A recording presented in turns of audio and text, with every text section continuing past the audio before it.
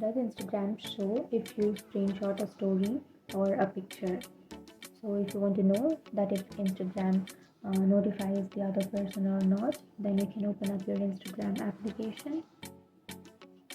And for example, here I have this story, right? So if you simply go and choose a person's story,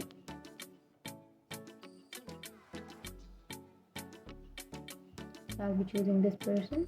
So if you screenshot a story, and after screenshotting, if you go for the message icon, or if you open that person's account and then go for a message here, it won't notify the other person that you have screenshotted their story.